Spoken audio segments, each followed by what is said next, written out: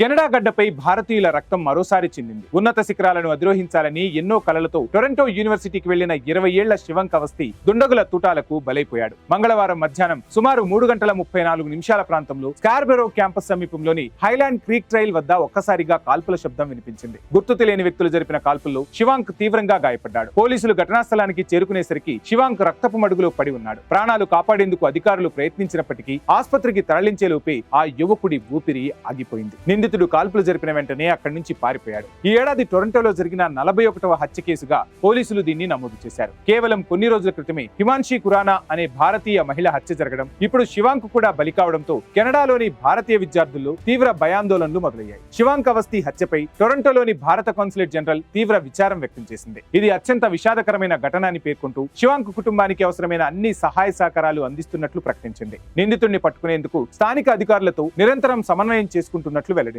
చదువుకోవడానికి వెళ్లిన బిడ్డలు ఇలా అకాల మరణం చెందడం ఆ కుటుంబాలను తీవ్ర విషాదంలోకి నెట్టింది. కెనడాలో శాంతి భద్రతలు క్షీణిస్తున్నాయా, భారతీయ విద్యార్థులే టార్గెట్ అవుతున్నారా అన్న ప్రశ్నలు ఇప్పుడు వెలువడుతున్నాయి.